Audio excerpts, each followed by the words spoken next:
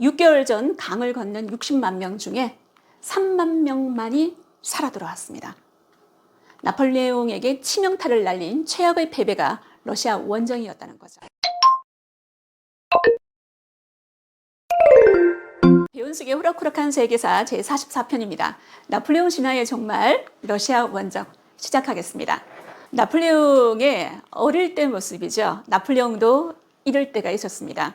그는 코르시카라는 작은 섬에서 거의 평민과 같은 하급 귀족의 아들로 태어났습니다. 그래서 파리로 유학 와서 파리 육군사관학교를 졸업했는데요. 그때 나이가 16살, 우리나라 나이로는 한 17살쯤 되겠죠. 17살 때 포병 소위로 임관을 했습니다. 그런데 그 포병 소위로서 굉장히 입지전적인 전설과도 같은 전쟁 영웅이 되었습니다. 그때가 프랑스 혁명 때였죠. 이 프랑스 혁명 때 프랑스의 영웅이 되었던 인물이 나폴레옹이었습니다. 나폴레옹은 1804년에 황제가 되었습니다. 신분제 사회에서 1%의 가능성도 없는 이 평민이 황제가 된다는 기적과 같은 신화를 창조했던 인물이 바로 나폴레옹 보나파르트였습니다. 나폴레옹 보나파르트가 전성기를 맞이했을 때가 1810년, 11년 요때였었거든요. 그때 유럽 지도를 여러분들은 지금 보고 계십니다. 여기 보면은 색이 칠해져 있는 부분들이 있죠. 나폴레옹의 발 아래 무릎을 꿇었던 유럽 각국입니다. 그런데 단 한 나라만 나폴레옹 앞에서 무릎을 꿇지 않았습니다. 어떤 나라일까요? 그렇습니다. 영국이었습니다. 이 나폴레옹이 1804년에 황제로 즉위를 했는데요. 이때부터 서서히 나폴레옹은 권력에 도취되어 가기 시작합니다. 나폴레옹 생일이 8월 15일이에요. 이 8월 15일을 성 나폴레옹 축일로 기념합니다. 독재자가 가는 길을 가고 있다는 거죠. 자기 생일을 자기만 기념하면 되지 전 국민이 기념하게끔 만들었던 인물이 나폴레옹 보나파르트였습니다. 그런데 이 나폴레옹은 이 거대한 제국을 자신의 핏줄, 자신의 아들한테 물려주고 싶었습니다. 그런데 40이 다 돼갈 동안 그 아들은 한 명도 태어나지 않았습니다. 그래서 그의 첫째 부인 조세핀하고 이혼을 결심합니다. 조세핀의 나이가 45이 넘었거든요. 이제는 폐경이 되어서 아이를 낳을 수 없는 순간이 다가왔다는 거죠. 조세핀도 말없이 황후의 자리를 내려놓습니다. 그러면 두 번째 부인은 누구일까요? 오스트리아에서 왔죠. 마리 루이즈입니다. 여러분, 파리 시민들이 좋아했을까요? 당시 파리 시민들의 반응을 잠시 한번 살펴보도록 하겠습니다. 나폴레옹이 마리 루이즈와 결혼했다는 소식을 듣고 파리 시민들의 반응은 굉장히 심드렁했는데요. 왜 그랬을까요? 이런 반응이었습니다. 또 오스트리아 여자야? 또 오스트리아 여자야라는 이 말에서 여러분들은 누가 떠오르십니까? 그렇죠. 루이 16세의 왕비였던 마리 앙뚜아네트가 떠올려지실 겁니다. 마리 루이즈를 통해서 프랑스 국민들은 마리 앙뚜아네트를 떠올렸다는 거죠. 민심과 점점 괴리되는 나폴레옹의 모습입니다. 자, 이런 상황에서 나폴레옹은 러시아 원정을 떠났는데요. 그 러시아 원정의 배경부터 한번 살펴보도록 하겠습니다. 여러분, 러시아의 유명한 작곡가 있죠. 지휘자이기도 하고 혹시 기억나는 인물 있으십니까? 그렇죠. 바로 이 인물입니다. 차이콥스키입니다. 이 차이콥스키의 1812년 소곡이라는 음악을 또 들어보셨습니까? 이 1812년 소곡의 배경이 바로 나폴레옹 몰락을 기념했다는 겁니다. 그러면 러시아에서는 이 러시아 원정에 대해서 굉장히 큰 의미를 두고 있는데요. 러시아에서는 러시아 원정이라고 얘기를 하지 않고 조국 전쟁이라고 이야기할 만큼 나폴레옹을 방어해냈다는 데에서 굉장히 큰 자부심을 가지고 있습니다. 그 자부심에서 이 음악이 나왔는데요. 또 러시아 원정을 배경으로 한 작품 하나 여러분한테 소개해드리겠습니다. 러시아의 대문호 톨스토이의 전쟁과 평화입니다. 이 전쟁과 평화도 러시아 원정을 배경으로 하고 있습니다. 모든 유럽 국가가 나폴레옹의 발 아래 무릎을 꿇었다지만 한 나라는 무릎을 꿇지 않았다 그랬죠. 그 나라 영국이었습니다. 그래서 이 영국과 결전을 벌이게 되는데요. 프랑스와 스페인 연합함대가 이 영국의 넬슨 제독과 한판 붙게 된다는 거죠. 여러분 다 아시다시피 이 영국의 넬슨 제독에게 프랑스와 스페인 연합군대는 아주 처참하게 패배를 합니다. 그러면 어떻게 하면 영국을 굴복시킬까? 여기에 나폴레옹의 모든 정신이 집중이 되겠죠. 그래서 나폴레옹이 무력으로 영국을 굴복하지 못할 바에는 경제력으로 굴복시키겠다. 그래서 단행했던 명령이 바로 대륙봉쇄령이었습니다. 이 대륙봉쇄령은 1806년에 단행되었는데요. 유럽 어느 나라도 영국과 물건을 사고 팔아서는 안 된다라는 조항입니다. 여러분, 지도를 통해서 이 봉쇄령에 참여한 나라, 유럽 대부분 나라죠. 대부분의 모든 국가들이 영국과는 절대로 무역을 하지 않겠다. 나폴레옹의 심기를 거슬리기가 싫었겠죠. 여러분, 풍자화를 하나 소개해 드리겠습니다. 오른쪽에 이강 모자를 쓰고 있는 남자, 누구일까요? 나폴레옹입니다. 왼쪽에 이 나폴레옹의 눈치를 보면서 자꾸 뭔가 딴 생각을 하고 딴짓을 하려고 하는 그런 사람이 하나 있죠. 바로 영국 귀족의 모습이라고 할 수가 있습니다. 그러면 이 영국이 누구랑 내통하고 있는 모습일까요? 바로 러시아하고 내통을 했다는 거죠. 그러면 러시아는 왜 이 대륙 봉쇄령을 어기게 되었을까요? 나폴레옹의 명령을 어기게 되었을까요? 러시아는 여러분들이 다 아시다시피 당시는 굉장히 후진국이었습니다. 유럽 내에서 아주 후발국가였죠. 농업 위주의 산업국가였는데요. 여러분, 이 러시아는 농산물을 유럽이라든지 영국에 팔아야지만 영국의 뛰어난 공산품을 받아올 수 있었습니다. 그런데 대륙 봉쇄령 때문에 러시아는 가장 큰 타격을 입은 나라 중에 한 나라였습니다. 그래서 러시아가 대륙 봉쇄령을 뚫을 수 있는 방법 뭐밖에 없습니까? 밀무역이죠. 몰래 할 수밖에 없다는 거죠. 그래서 이 러시아를 응징하러 갔던 원정이 러시아 원정이 되겠습니다. 이 러시아 원정의 시작, 저는 작은 제목으로 지옥의 문이 열렸다라고 한번 달아봤는데요. 지옥의 문으로 여러분을 안내하겠습니다. 여러분이 만약에 당시 나폴레옹이었다면 러시아 원정 떠나겠습니까? 못 떠나시겠죠. 당시 많은 참모들이 나폴레옹을 말렸습니다. 하지만 나폴레옹은 확신에 차 있었습니다. 단호했다는 거죠. 나는 이제 모스크바로 출발한다. 한두 번의 전투로 모든 것이 결정될 것이고 러시아 황제는 내게 무릎을 꿇고 애걸할 것이다. 이렇게 확신에 차서 러시아 원정을 떠났는데요. 그의 작전은 속전속결이었습니다. 석 달 안에 모스크바를 점령하는 것이었습니다. 석 달은 굉장히 길게 받는 거고요. 20일 안에 모스크바를 점령할 수 있을 것이다 라고 나폴레옹은 생각을 했습니다. 지휘관이 석 달 안에 속전속결로 끝내겠다라는 생각을 가지고 있었습니다. 그러면 전투병뿐만이 아니라 보급병까지 같이 따라가겠죠. 한 석 달 정도까지 채비를 해서 떠났다는 거죠. 그러면 전쟁이 길어지면 어떡할까요? 여기에서 문제가 발생한다는 겁니다. 전쟁이 길어지면 보급이 아니라 어떻게 해서 해결할까요? 약탈로서 해결할 수밖에 없습니다. 그런데 나폴레옹이 자신만만한 이유가 있었습니다. 당시 최대 병력을 동원을 했었는데요. 60만 명입니다. 60만 명. 우리나라의 현재 현역 병들이 한 60만 명 정도 되지 않습니까? 그렇죠. 제가 그렇게 알고 있거든요. 그러니까 프랑스 정예군에다가 각 동맹국에서 차출이 된 군인들을 합쳐서 60만 명입니다. 요즘 말하면 거의 다국적 연합군이 되겠죠. 독일에서도 오고요. 폴란드, 이탈리아, 스페인, 크로아티아 각국에서 차출된 군인들이 굉장히 많았습니다. 프랑스 정예군은 20만 명밖에 되지 않는데요.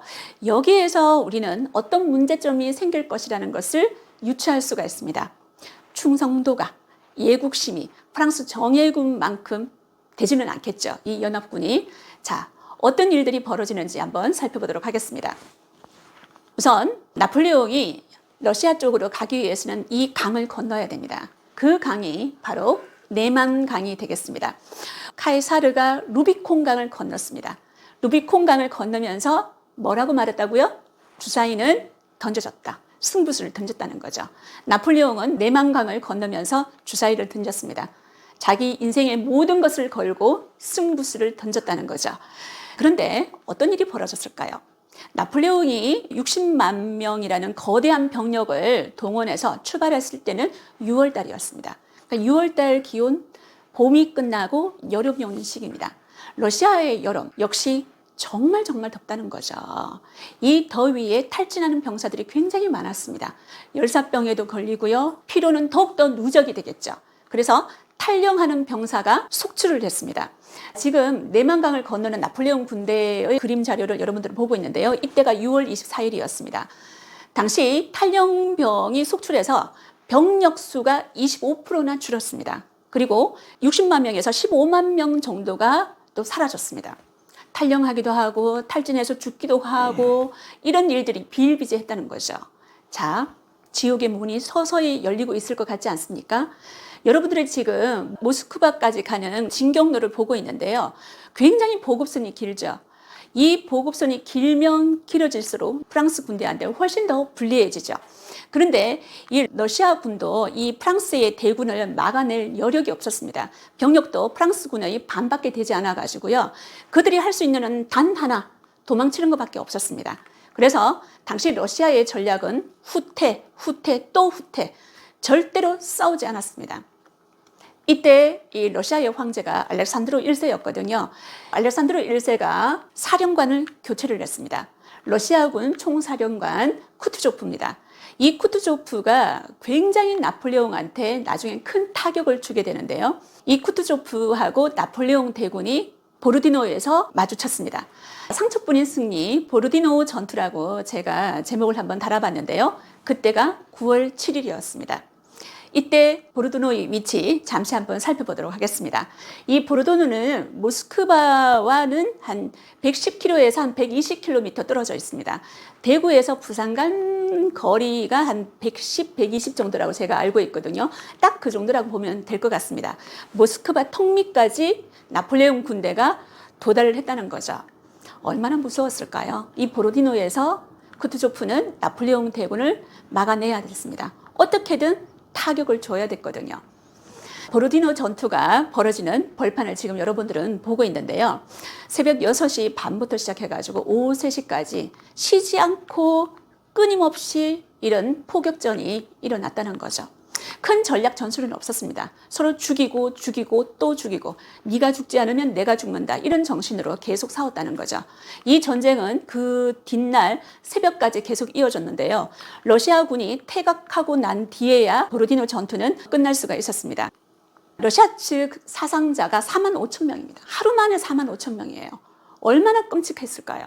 그러면 프랑스 군의 피해 정도를 한번 살펴보도록 하겠습니다.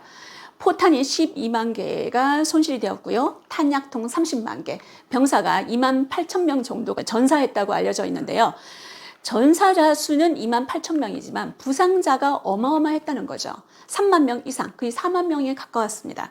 그러면 이렇게 전쟁을 하는 도중에 부상자들을 어떻게 처리할 것인가? 이것도 굉장히 큰 문제가 되지 않겠습니까? 이 당시는 19세기 초반입니다. 그래서 아주 심한 부상자들은 그냥 그 자리에 놔두고 갈 수밖에 없는 상황입니다. 그러면 그 부상자는 살아날 수 있을까요? 없습니다. 러시아 농부들이 와가지고 어떻게든 죽였겠죠. 그래서 부상자들이 나중에 다 죽었다고 봤을 때 한 6만 명 가까이 이 보르디노 전투에서 나폴레옹의 병력이 손실을 봤다고 생각하면 될 것 같습니다. 이 전투에 대해서 프랑스 연합군으로 참여했던 어떤 한 병사가 기록을 했는 게 남아있거든요. 제가 한번 읽어보도록 하겠습니다. 물도 불도 없이 죽어가는 병사들 사이에서 밤을 보냈다. 죽은 적의 배낭에서 약간의 음식과 브랜디를 찾아냈다. 소총 개머리판과 부러진 나무 조각으로 간신히 불을 붙여 말고기 요리를 했다. 수프를 끓이려고 물을 떠러 갔었는데 내 인생에서 가장 끔찍한 경험이었다. 흔들리는 화롯불 주변에 부상병이 모이더니 우리보다 훨씬 많은 수가 되었다. 그리고 불을 보고 기어오는 부상병이 마치 유령과도 같았다. 팔다리를 잃었는데도 마지막 힘을 내고 있었다. 그러다가 더 이상 움직이지 않고 죽어갔는데 여전히 눈은 불을 쳐다보고 있었다. 이 병사를 보는 이 프랑스 군의 그 무서움, 그 공포가 느껴지지 않습니까? 나폴레옹도 이 보르디노 전투를 기억하고 있습니다. 아주 끔찍하게 기억하고 있는데요. 그는 이렇게 말을 했죠. 내 모든 50번의 전투 중에서 가장 끔찍한 전투는 내가 보르디노에서 싸웠던 전투였다. 보르디노 전투는 모스크바로 향하는 길을 열었기 때문에 나폴레옹 군대 입장에서 봤을 때는 승전이라고 주장할 수 있지만 러시아는 항복할 생각이 전혀 없었습니다. 자, 모스크바의 입성과 퇴각, 죽음의 행군은 시작되었습니다. 나폴레옹 군대가 모스크바에 도달했을 때 깜짝 놀랐습니다. 모스크바가 텅텅 비어 있었거든요. 그리고 몇 시간 뒤에 모스크바가 불타오르고 있었습니다. 이 러시아의 대화재는 9월 15일부터 20일까지 총 5시간에 걸쳐서 불이 꺼질 줄을 몰랐습니다. 모스크바에 도착하자마자 이 프랑스 군대들은 불 끄기가 바빴다는 거죠. 그 당시 모스크바에 있는 주택들은 거의 대부분 목조 주택이었거든요. 그 목조 주택이 다 탔다고 생각하시면 됩니다. 5일 동안에. 여기에 이 나폴레옹이 한 부관의 기록이 남아 있습니다. 우리는 불의 대지 위 그리고 불의 하늘 아래 불의 두 벽 사이를 걸었다. 불밖에 없었다는 거죠. 그런데 이 대화재는 어떻게 났을까요? 당시 모스크바 총독인 로스토프 친 백작에 의해서 고의 방화일 것이다 라는 게 유력한 학설입니다. 러시아는 불을 지름으로써 러시아를 지키려고 했습니다. 그러면 이 쿠투조프 사령관은 어디에 있을까요? 이 모스크바 외곽에서 참모들과 전략 전술을 짜고 있었는데요. 그의 전략 전술, 싸우지 않고 이기는 거였습니다. 프랑스군을 굶겨 죽이는 겁니다. 이걸 우리는 초토화 작전이라고 하는데요. 프랑스군의 수중에 아무것도 들어갈 수 없도록 후퇴를 거듭하면서 식량과 가옥을 모조리 태워버리는 전술이었습니다. 어디서 많이 들어본 전술 같지 않습니까? 우리나라 역사에서. 그렇죠. 고구려의 청야 전술을 여러분들은 기억하고 있을 겁니다. 저는 이것을 러시아판 청야 전술이라고 이름 붙여보았는데요. 또 여기에다가 치고 빠지는 전법까지. 지치고 지친 프랑스 대군한테 이것만큼 더 힘든 전법은 없었습니다. 저는 이 나폴레옹의 모스크바에서 35일간의 체류 기간을 굉장히 아쉽다라고 생각을 하는데요. 이 모스크바에서 왜 나폴레옹은 35일 동안 근 한 달이 넘도록 이곳에 가만히 머물러 있었을까요? 나폴레옹의 오판이었죠. 나폴레옹은 모스크바를 점령한 후에 알렉산드로 1세가 화평을 청해 올 것이라고 예상을 했습니다. 그래서 힘의 우위에서 협상을 한다면 이 협상은 성공적일 것이다 라고 늘 생각하고 있었죠. 하지만 알렉산드로 1세는 나폴레옹과 화친할 생각이 전혀 없었습니다. 그는 상트페테르부르크로 도망가서 강화 협상을 거부하고 있었습니다. 나폴레옹 어떻게 할까요? 이제는 퇴각밖에 없습니다. 철군을 시켜야 되겠죠. 여러분, 어떤 학자들 또는 군사 전문가들은 이렇게 말합니다. 나폴레옹이 모스크바에서 일주일만 먼저 철군을 시켰어도 몇만 명은 더 살릴 수 있었을 것이다.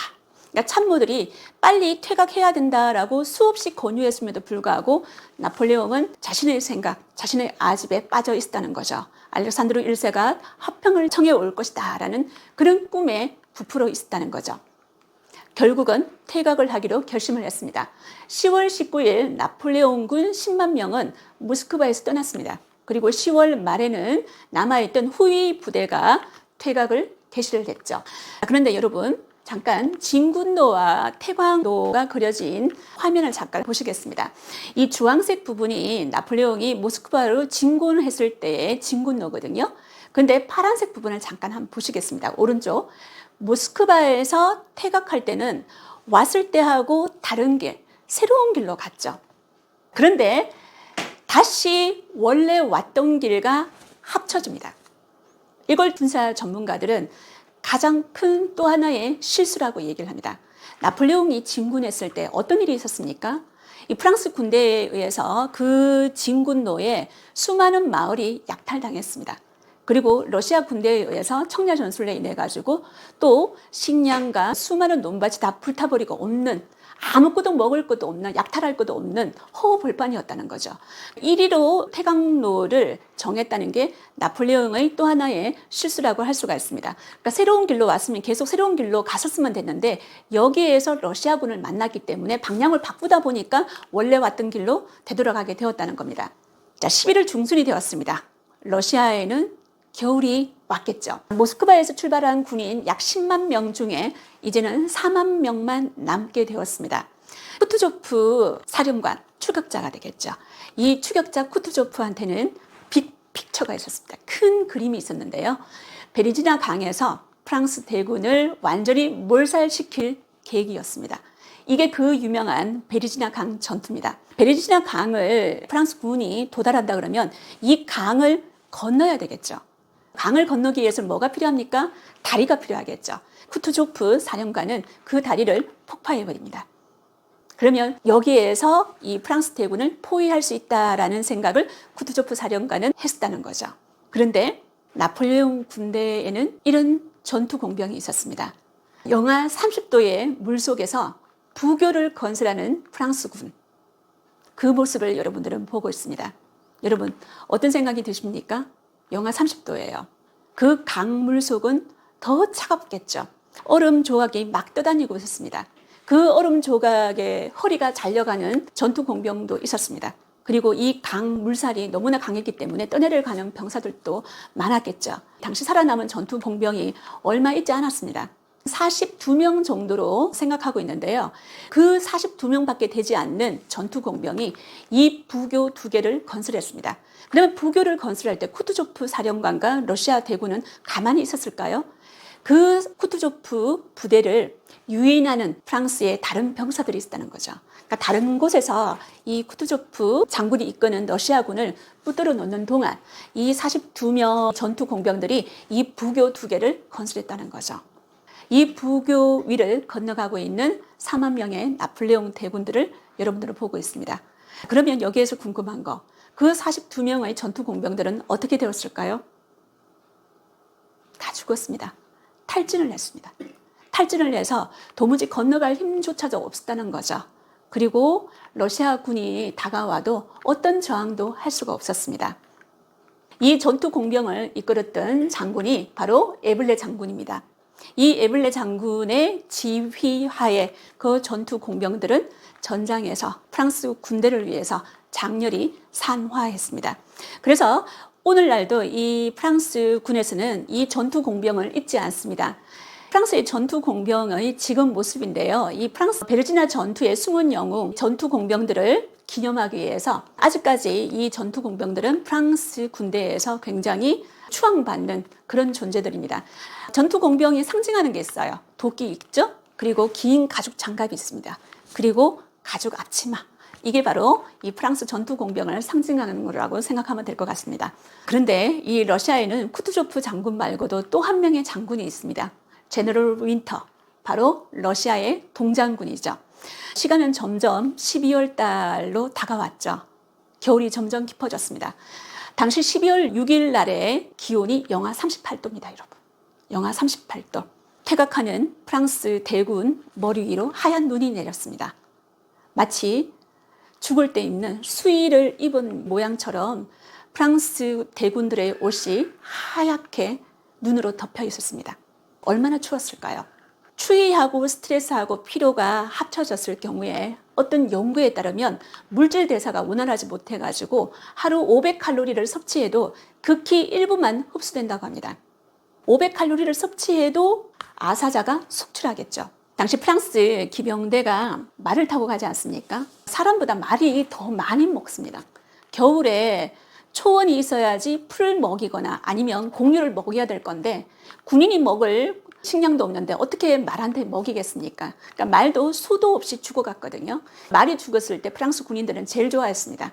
말의 배를 갈라서 내장을 먹을 수가 있었고요. 피를 모아가지고 익혀서 먹을 수가 있었습니다. 굶주림을 해결할 수 있다는 거죠. 그리고 옆에 전우가 빵을 먹고 있을 때 그 빵을 뺏기 위해서 살인까지 저지르는 아주 끔찍한 일도 당시에 있었다고 전해져 내려오고 있습니다. 그러니까 배고픔에 전우도 없다는 거죠. 추위와 영양실조 그리고 전염병으로 자다가 얼어 죽는 죽음의 행군이 계속되었습니다. 당시 장티푸스와 같은 전염병도 굉장히 창궐했는데요. 전염병으로 죽은 전우의 옷을 벗깁니다. 너무나 추우니까 그 옷을 자기가 또 입습니다. 그러면 그 전염병으로 그 병사는 또 전염병에 걸려서 죽게 된다는 거죠. 이게 계속 반복이 된다는 겁니다. 얼마나 끔찍한 일이겠습니까? 리투아니아 수도 빌뉴스에서 2002년에 나폴레옹 군사 3,000여 명의 유골이 발견되었습니다. 이 끔찍한 일이 진짜 있었다는 거죠. 그 사실을 증명하고 있습니다. 추위와 배고픔에 그리고 전염병에 시달리고 있는 이 나폴레옹 군대한테 가장 끔찍한 사람들은 바로 이 코사크 기병대라고 알려져 있습니다.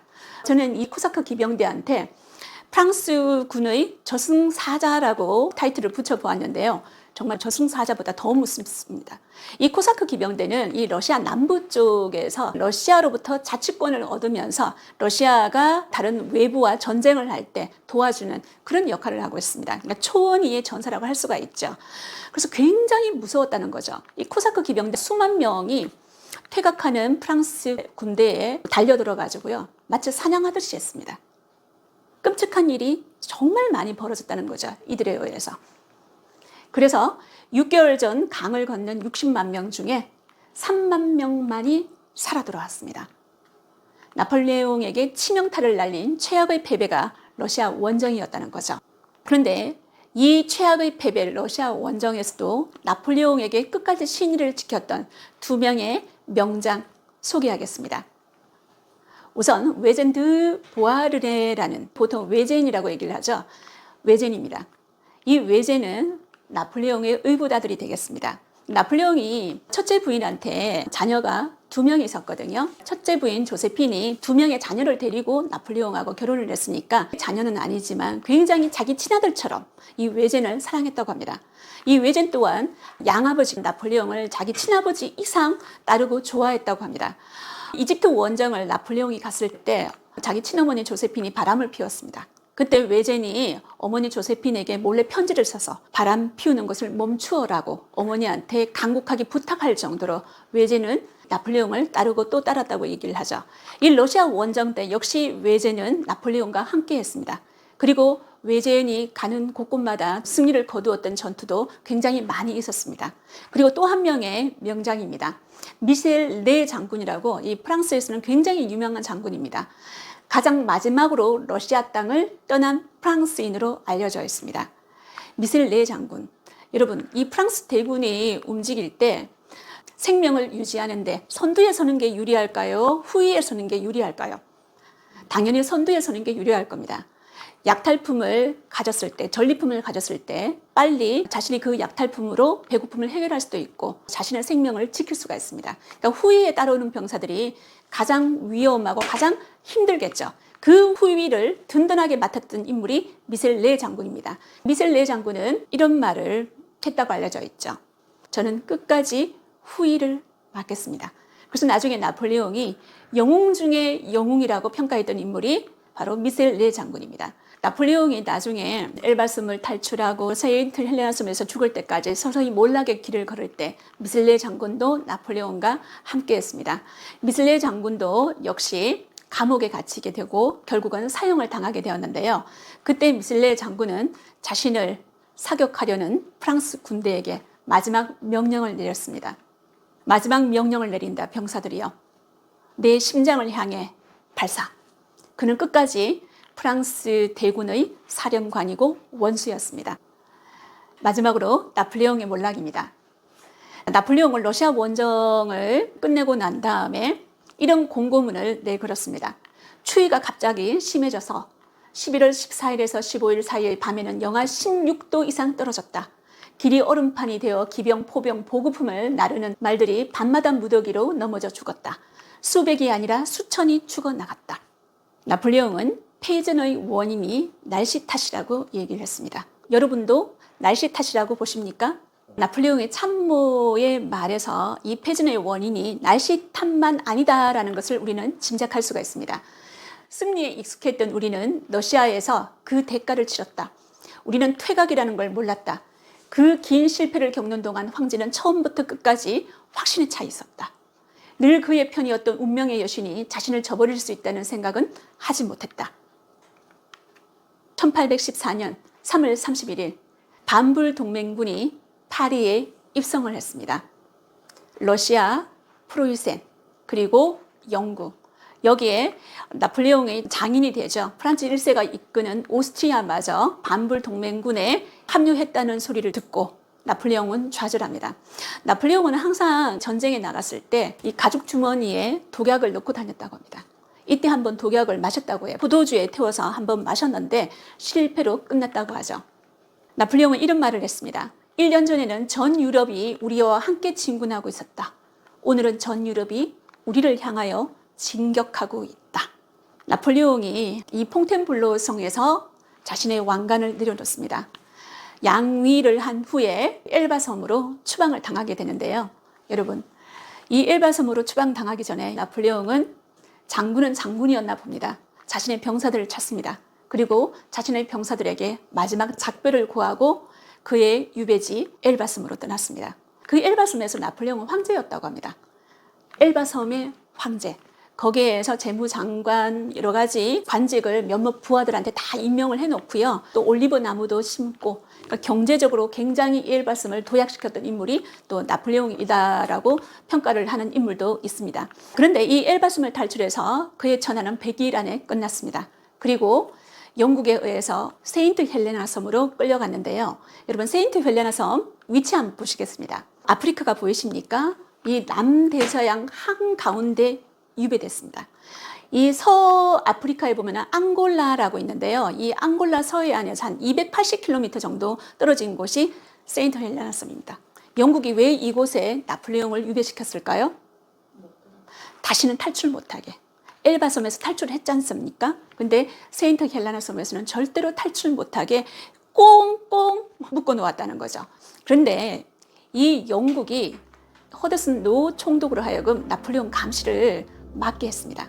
여러분, 허드슨 노 총독 잠시 얼굴 한번 보실까요? 어떤 느낌이 드십니까? 날카롭게 생겼죠. 한성깔하게 보이죠. 분노 조절 장애가 있습니다. 나폴레옹이 이곳에 있는 몇 년 동안 얼마나 학대를 받았는지 모릅니다. 나폴레옹의 뒤통수는 늘 허드슨 노 총독이 때렸습니다. 그리고 썩은 포도주에다가 침을 뱉어서 나폴레옹에게 먹이게 했죠. 나폴레옹이 먹지 않으면 포도주를 쏟아버렸습니다. 그리고 나폴레옹이 아팠을 때 주치의를 보내는 게 아니라 오히려 주치의를 세인트 헬레나 섬에서 영국으로 떠나보내게 만들었던 인물도 허드슨 노 총독이었습니다.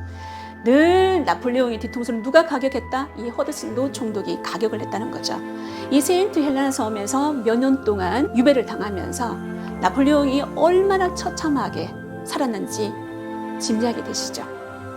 황제의 말로, 영웅의 말로가 이렇게 비참하게 세인트 헬레나 섬에서 끝이 났습니다. 세인트 헬레나 섬에서 그가 마지막 숨을 거둘 때 그의 유언, 나의 프랑스, 나의 군대, 나의 조세핀. 프랑스가 사랑했고 프랑스 군대의 모든 병사들이 영웅으로 추앙했던 나폴레옹. 눈을 감았습니다. 여러분, 저는 오늘 러시아 원정을 여러분하고 함께 하면서요, 이런 생각이 들었습니다. 신화는 만들기는 어려워도 깨지는 것은 한순간이다. 그 순간은 어떤 순간일까요? 바로 자신을 향한 그 비판에 귀를 닫는 순간입니다. 자신만이 가장 유능하고 자신만이 가장 정의롭다는 그 생각만 가지고 있을 때 그 신화는 깨어지기 쉽다는 거죠. 그래서 저는 오늘 마지막으로 이런 메시지를 여러분에게 드리고자 합니다. 성공한 리더가 되고 싶다면 황제 이전의 나폴레옹처럼 귀를 열어서 부족함을 채우고, 실패한 리더가 되고 싶다면 러시아를 침공한 나폴레옹처럼 비판과 충고에 귀를 닫고